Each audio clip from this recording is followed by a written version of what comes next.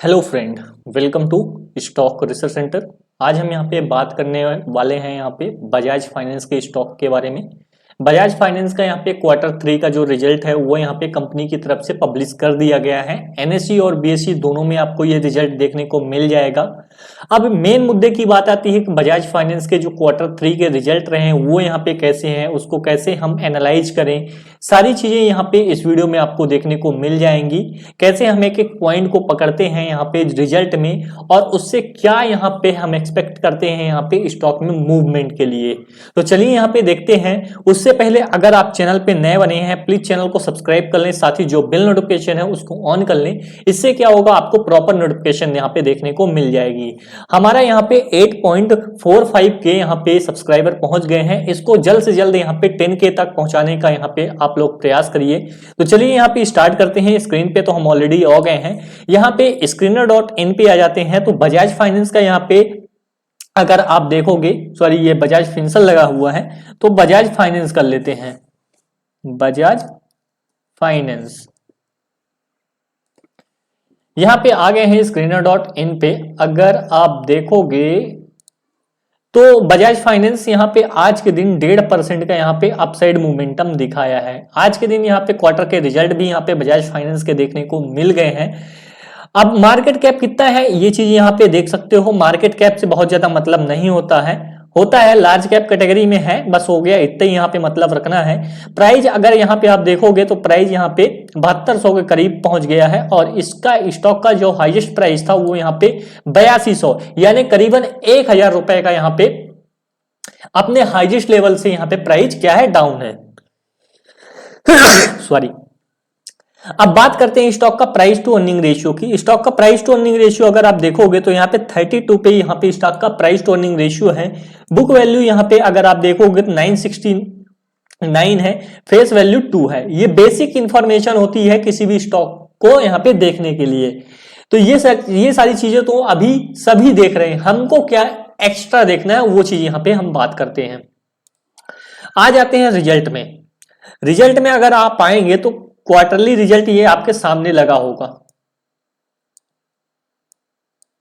एक मिनट, इसको थोड़ा सा ऊपर करना है। ये क्वार्टरली रिजल्ट आपके सामने लगा हुआ है। अब क्वार्टरली रिजल्ट में यहां पे हमको क्या क्या चीजें देखना है,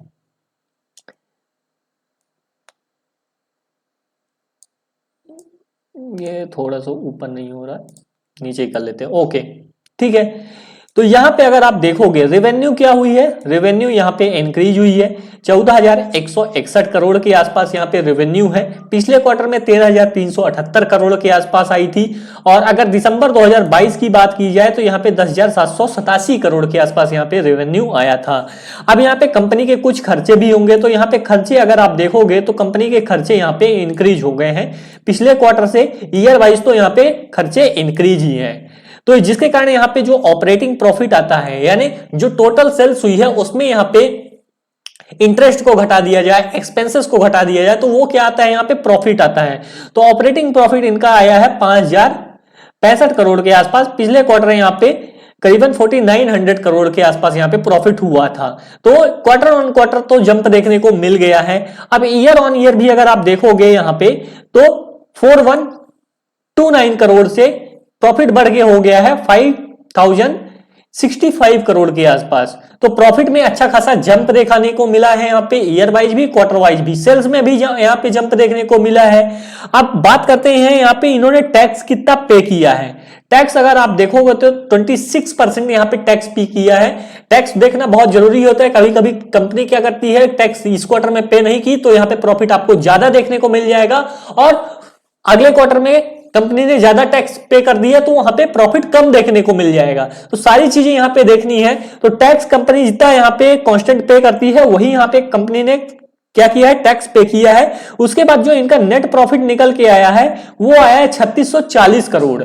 पिछले क्वार्टर में आया था 3551 करोड़। तो क्वार्टर ऑन क्वार्टर में 100 करोड़ के आसपास यहाँ पे जंप देखने को मिल रहा है। बट अगर ईयर वाइज देखोगे सेम क्वार्टर से तो यहाँ पे 3000 करोड़ के आसपास यहाँ पे 2973 करोड़ था वहां पे रेवेन्यू। तो अप्रोक्सीमेट अगर हम पकड़े तो 3000 करोड़ से यहाँ पे जो प्रॉफिट है वो यहाँ पे हो गया है 3640 करोड़ के आसपास। तो यहाँ पे प्रॉफिट में भी अच्छा खासा जंप देखने को मिल रहा है, ईयर वाइज भी और क्वार्टर वाइज भी।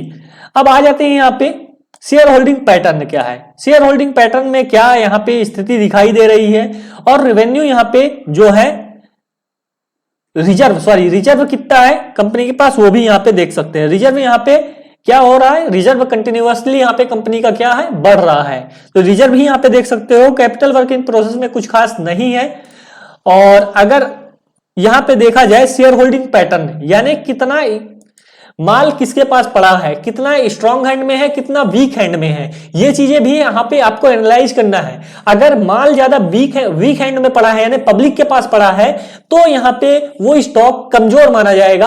अगर उसके क्वार्टर के परफॉर्मेंस भी थोड़ा सा यहां पे डाउन रहते हैं, तो उस चीज को भी यहां पे आपको ध्यान देना है। प्रमोटर के पास जो होल्डिंग है वो यहां पे अभी 54.78% है। एफआईआई के पास जो माल पड़ा है वो यहाँ पे 20% पड़ा है। डीआईआई के पास यहाँ पे जो माल पड़ा है वो यहाँ पे 14% यहाँ पे माल पड़ा है। पब्लिक के पास कितना माल पड़ा है, पब्लिक के पास यहाँ पे 10% ही माल होता था, 10% ही माल पब्लिक के पास यहाँ पे पड़ा है।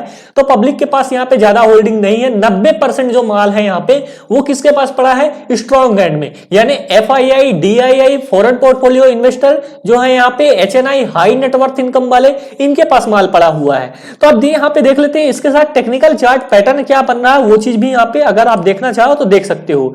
यहाँ पे एक टेक्निकल चार्ट पैटर्न बना था, ये अगर आप देखोगे, इसको अगर हम ड्रॉ कर देते हैं तो आपको दिखाई पड़ेगा। ये देखो,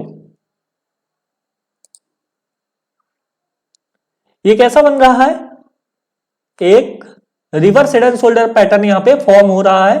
सॉरी, थोड़ा सा बैक स्पेस ये है, अगर आप देखोगे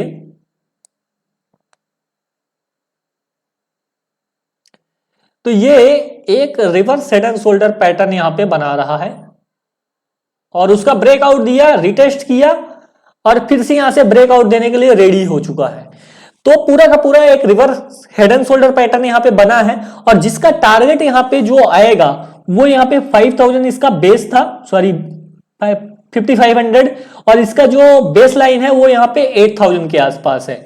तो 5500 से 8000 यानी 2500 का यहाँ पे क्या होगा, पोटेंशियल है, यानी 8000 से यहाँ पे 2500 यानी 10500 इसका यहाँ पे टेक्निकल टारगेट निकल के आ रहा है।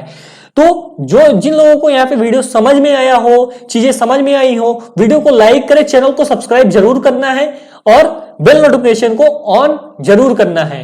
हो सके तो दोस्तों के साथ इस वीडियो को शेयर जरूर करना है, ताकि आपके दोस्त भी यहाँ पे ज्यादा से ज्यादा चीजें यहाँ पे सीखें। मिलते हैं हम नेक्स्ट वीडियो में।